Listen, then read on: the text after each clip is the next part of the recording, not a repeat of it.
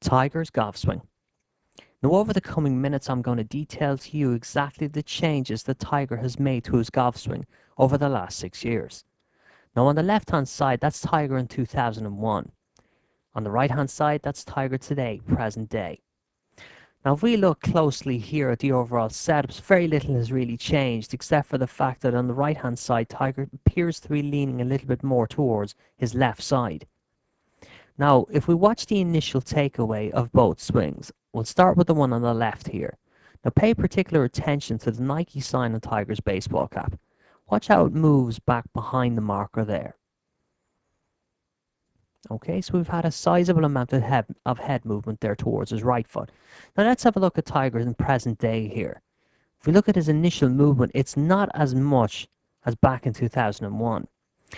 Now, at the same time, Tiger has that trademark takeaway where the body and the arms are working in one piece together, basically what's known as the one piece takeaway.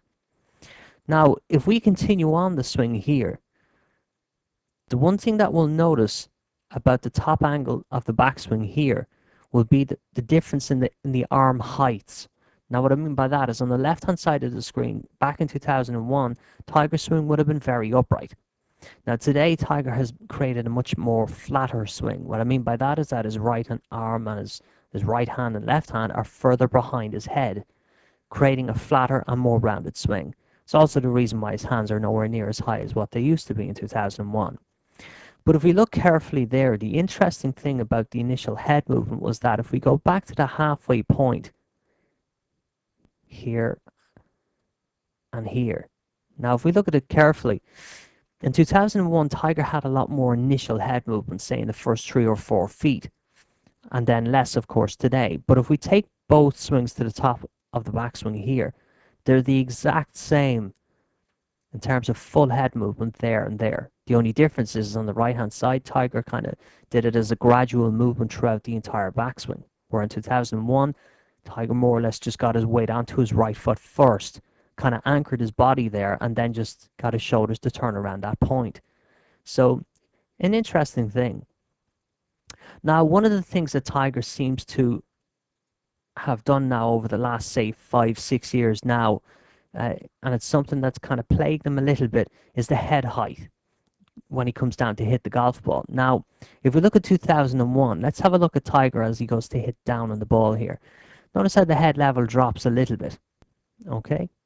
Now, let's see Tiger in present day. Watch how much the head level drops here. Now, you see, that's been a real problem for Tiger for the simple reason that if your head level drops that much, what it does is it brings it closes the distance between the shoulders and the golf ball. The distance in between both points where the hands and arms have to chase to try and recover from that position. Now, if you're sitting beside any door, if you were to look at the actual hinges of the door, it would be very much like somebody moving the hinges of that door closer to the door frame. The door really wouldn't have any chance of closing properly without hitting the frame of the door. It's the very same thing here with Tiger's swing. If we look at him again there, you see the very second the shoulders drop in, the arms just don't have the room they need to catch up. And that's why this Tiger tends to block a lot of shots out to the right.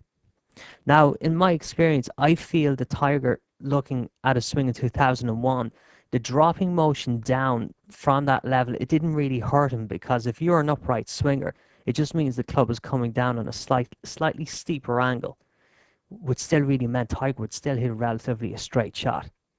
So I'd say Tiger now has battled with trying to maintain his head height coming through the shot.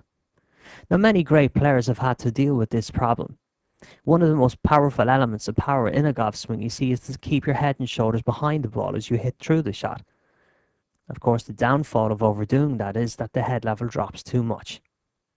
If we look at Tiger hitting through the ball at this point here now, well, the one thing that hasn't changed is, of course, the right foot movement and the midsection of his body.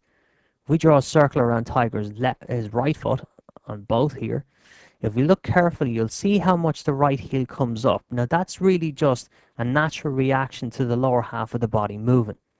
It's almost like an effect where the left hip is dragging the right foot up off the ground. Now, that's what we call the point of contact at this point here, but This position here is what we call the reverse C. Now the reverse C is a line that's drawn, say, from here, like that there now. Not the greatest reverse C drawing of my lifetime, but that will give you the feeling of what I'm talking about. The head basically being over your, say, tiger's right knee. It gives that reverse C image there. And that's where tiger creates an enormous amount of power from. If we look at tiger from a side angle here, this is actually a unique angle to look at a tour pro. It gives us a good sense of how much shoulder turn tiger creates in the backswing here now. But more important, it allows us to see the midsection of the body, like the left side here. Now you see, the left hip for tiger is really the powerhouse of his golf swing. That's really where he gets all the hit and power from. You can see clearly there that the left hip is moving out of the way there. Now, the left hip you see has two functions. One is to turn the left side of the body out of the way and move the weight forward. And the second, of course, is what we call delaying the wrist action, or delayed hitting. Now, I'm going to show you a slightly different angle now to help you to understand that. Tiger at the top of the backswing. If we look at the left arm and the shaft angle, okay, that's what we call the L shape at the top of the swing. Now, if you look carefully, watch how the L shape is maintained in the downswing here now. If you look at his left arm there, and you'll see the shaft angle there, all the time being maintained. Now, what happens to the great majority of golfers, you see, is they get to the top of the swing and they actually hit from there with their hands and arms, which of course releases all the wrist action and cuts right across the ball. And that's hence why the massive majority of golfers hit the ball left to right in golf. But if you look closely here, look and see how the left arm and the shaft angle is being maintained. It's what we call delayed hitting. Now, what makes that possible, you see, is the left hip starting the downswing. Once the left hip moves, it's taking the temptation away from the arms and shoulders to release early. Affectionately, of course, been named as delayed hitting. So you can see the left arm there, and you can see the shaft angle all the way down. Now, at this point here, you see, Tiger has his left side cleared, which gives his arms all the freedom they need to release the wrist angle. But once again, you can still see that delayed action, even at this late stage in the downswing. There's our point of contact. Tiger's left arm perfectly straight. Head and shoulders over the right side exactly as they should be. Club face turns over. You get that reverse C angle that we spoke of. And then Tiger just simply turns around to the finish. If we look at the likes of, say, Ernie Els for a moment, I think Ernie gives us a great example of this motion. Now, if you look at his left pocket here at the top of the swing, watch how the left hip and left pocket move behind. You see that? All the greatest tour pros in the world have always had this movement, the left hip starting the downswing. The left hip starting the downswing. So at the top of the swing, you don't want to be thinking about moving your hands or wrists or hitting at the ball with your arms and wrists. It's all about getting the left side to hit the shot first.